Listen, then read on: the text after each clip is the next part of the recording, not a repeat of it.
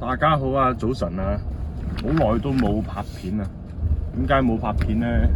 因為都係喺移咗民過嚟澳洲咁樣，呢幾個月都係適應期啦，又要安排小朋友返學啊，因為小朋友係啲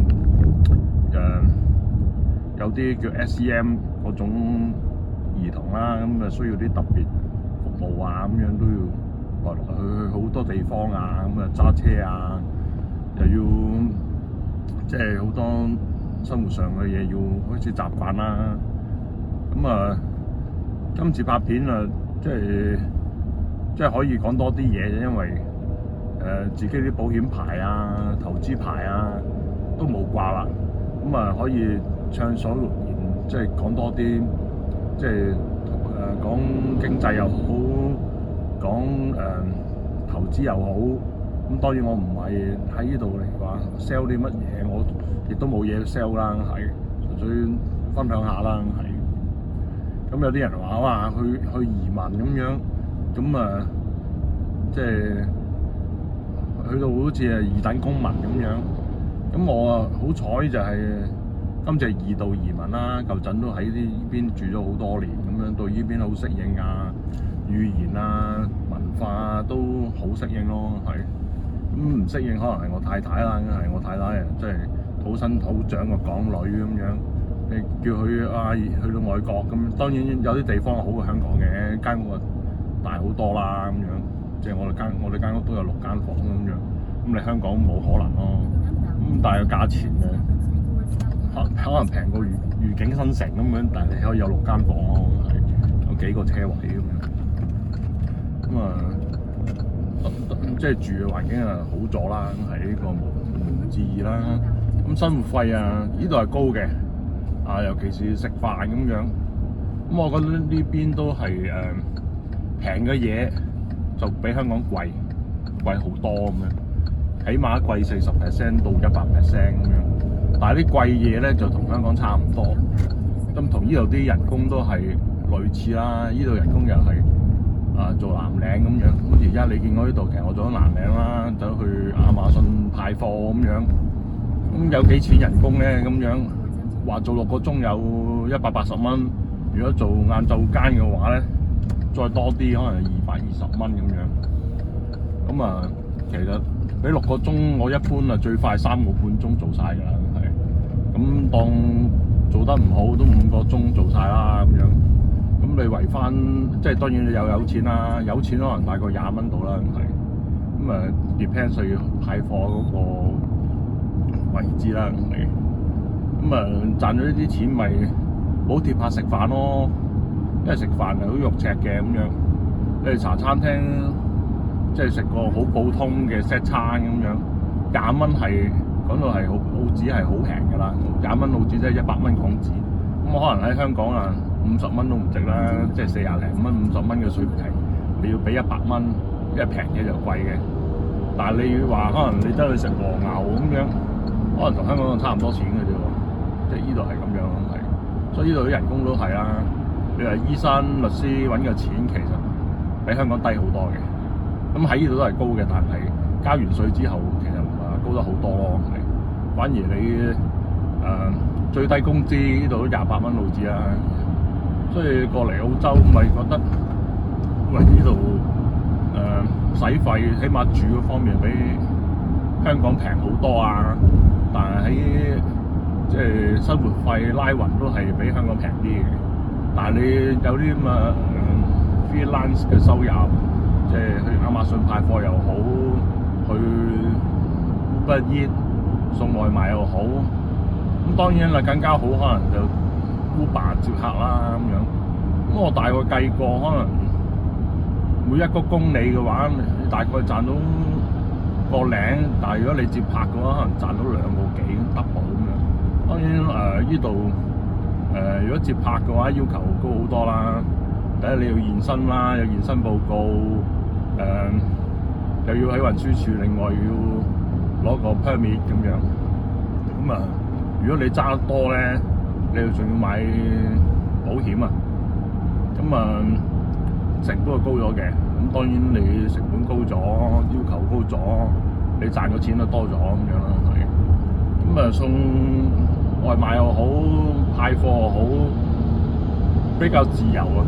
即係喺我而家呢個情況，就會覺得我都係即係喺湊個仔放學、返學以外啲時間都係玩下啫，咁咪有啲錢賺下咪算咯，係。咁講返即係生活同香港有幾唔同啦，係。咁呢度係輕鬆好多嘅。咁當然你話想發大財咁樣就呢邊係難啲嘅，所以我覺得呢邊啲有錢佬同香港同大陸比係冇得比嘅。咁同埋即係外國人咁樣，即係要好講禮貌啊，即係要好講包容啊咁樣。咁呢方面有好有唔好啦，唔好就係有時啲嘢咪好慢咯。樣樣即係好有禮貌，你可能香港排晒隊，你都唔會同個客招呼。咁你呢度仲排晒隊，仲喺度同啲客喺度行圈咁樣，嘥咗啲時間咯。咁趁有個空檔，而家即係落咗啲貨出發，咁拍下片，咁大家亦都睇下即係呢度嗰啲交通啊咁樣。其實對揸車嚟講就好 happy 嘅，因為起碼揸車下下都過百咁樣可以。咁我就唔係好敢啦，但係啲澳洲人就揸得好快嘅啲車，即係我自己都食過1-2次牛肉乾咁樣，又扣分又罰好多錢咁樣。呢度牛肉乾貴過香港好多啦，係。咁最基本最起碼都要收300幾蚊澳紙咯，係扣1分咁樣。呢1分你要1年先有得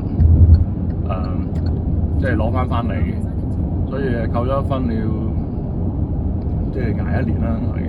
咁有12分咁樣。咁12分嘅話，我而家都扣咗4分啦，係得翻8分做人咁樣。咁一罰3分啲仲恐怖啲，要等3年。所以其實應該大家都要好小心揸車，但係我見到就好多啲人揸到好快啊，而我揸到好慢啊。咁我已經揸到差唔多係上限㗎啦，即係揸上限啲人都嫌你慢咁樣，即係話行80咁樣。唔係咁，而家我行緊100，呢度行出100，咁我都行到99啦，101啦。後邊嘅大貨車嚟嘅，係大貨車。係咁啄住我尾，我阻住晒咁樣，佢又轉線啦，即係嫌我慢，可能陣間喺隔離行我頭都唔定嘅。咁呢邊即係我唔係住雪梨啦，雪梨嗰邊就啲樓係好貴，雖然都平過香港，但係都差唔多幾多，但係因為啲屋大啊，所以銀碼都好大。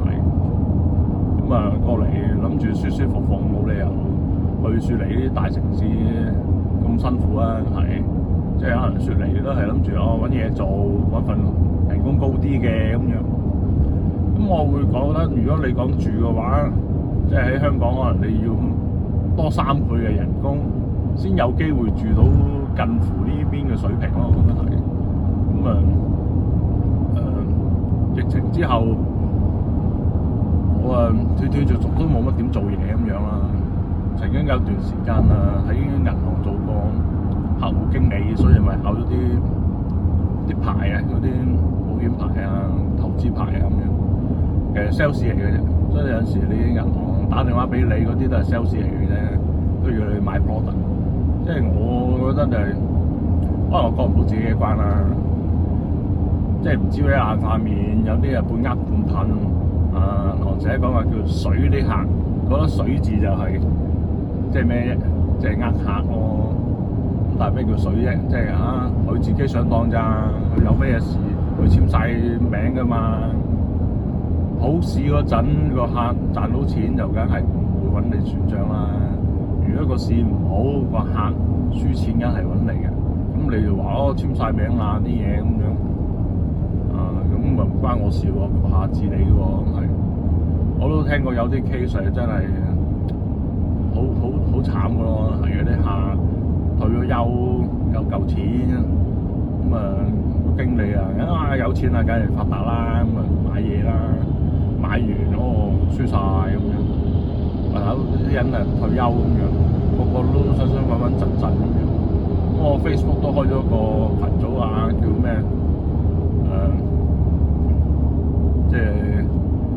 即係交流下，大家有冇啲穩陣嘅風險受控嘅投資咁樣？咁我喺度摸索咗啲10年8年咁樣，舊陣都係幫襯銀行嘅，覺得銀行信得過，唔會呃人咁樣。其實計落喺度買完之後，咁唔好輸錢嘅，不過賺得好少咯。咁如果你又同定期比嘅話，我又要有風險上落，但係個回報可能都係比定期好啲咁樣。咁我做乜要攞自己即係承受啲咁嘅風險咧？咁樣，因為嗰陣入咗銀行做，就想聽下究竟銀行係咪有啲獨家消息啊咁樣。去到發現，原來有個老嘅同學，去到做高層，佢專係每個禮拜都會作個稿出嚟，俾啲客戶經理去參考啦。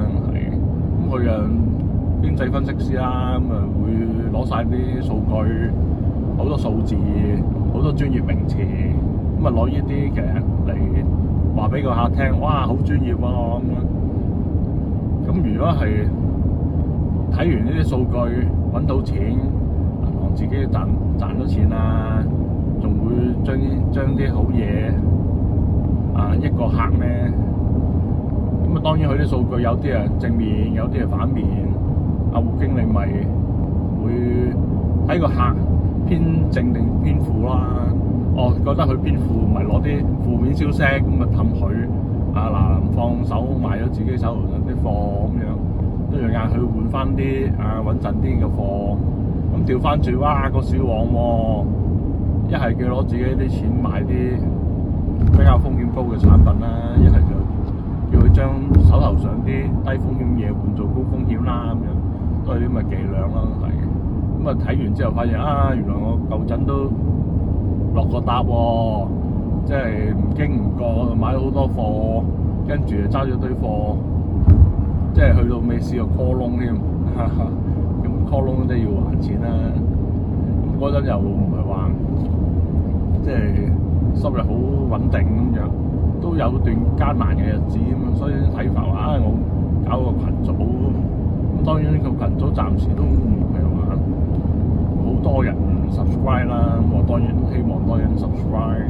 我得閒放啲片，即係講下我對個市點睇啊，即係我覺得即係今日嚟講應該要穩穩陣陣嘅，即係有啲人就話好搏殺啊，即係講美國特朗普搞咁多嘢，啲資金去晒美國啦，美國啲科技係龍頭啊，你唔經唔覺你睇道指又好，納指又好，喂，升咗幾多年啊，連續升咗幾多年，咁有一句嘢叫花無百日紅咧，同埋美國都係我自己覺得特朗普共和黨同呢個民主黨為咗即係拗撬，即係將個政府停擺，即係關閉政府，跟住嚟緊即係紐約又選咗一個共產主義者，一個烏干達嘅移民咁樣，咁同特朗普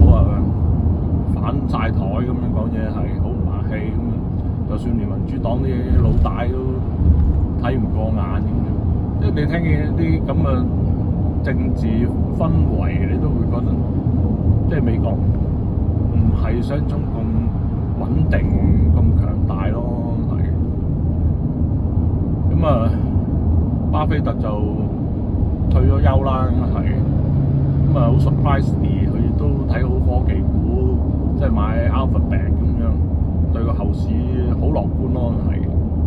咁有即係我幾認同巴菲特嘅，佢個價值投資就係話，我認為嗰樣嘢係有價值會升嘅，而家係平嘅，咪買咯，咪揸佢10年8年，到有一日佢升翻，佢認為應該啱嘅，先決定調整，繼續長揸，慢慢沽啊，定係大刀闊斧咁沽出去啊咁樣。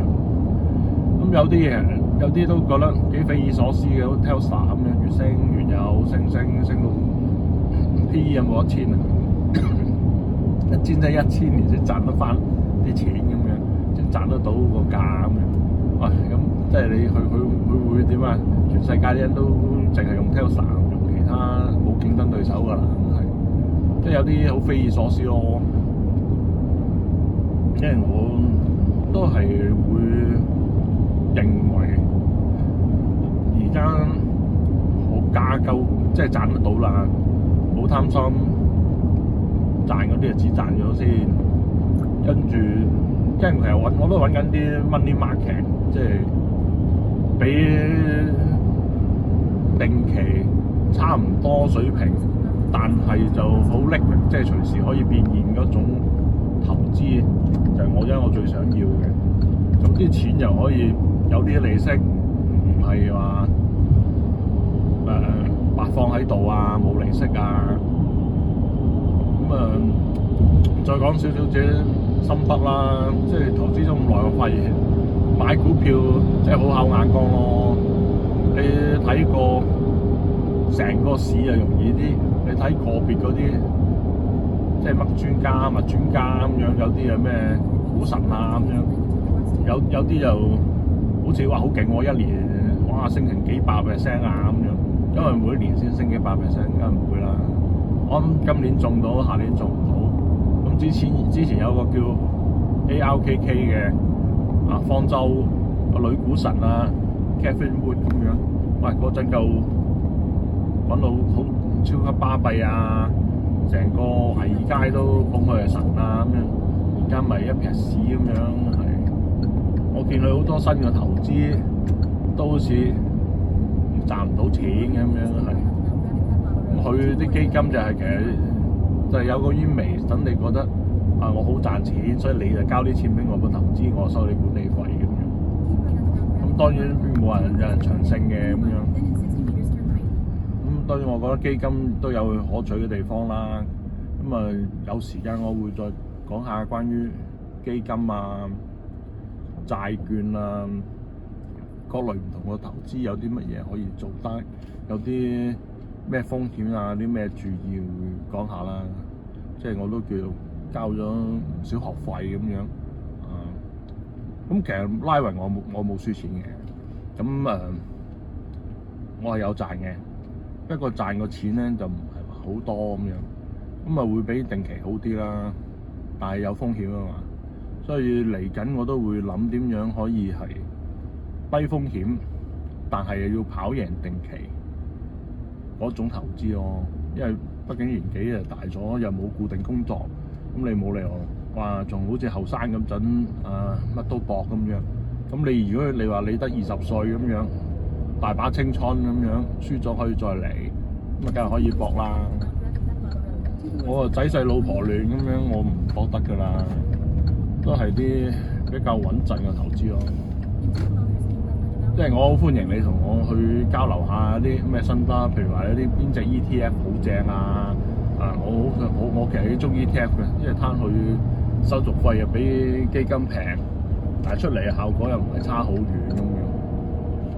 咁當然基金有啲即係出名 performance 好嘅，咁佢係雖然有管理費，但係佢賺得多過管理費咧，咁當然都係會考慮啦，係。因為講住到呢度先啦，再講即係驚分神啊！唔知揸車揸咗去邊？呢個地方又超大嗰陣時，行錯一條路兜一個圈成10分鐘咁樣，真係悶陣到死咁樣。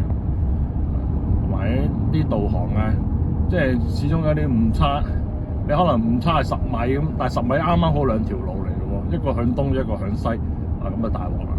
即係我都揸車揸得多，都經常遇到啲咁嘅問題。好多謝大家聽我發噏風啊，可能遲啲再傾啦，拜拜。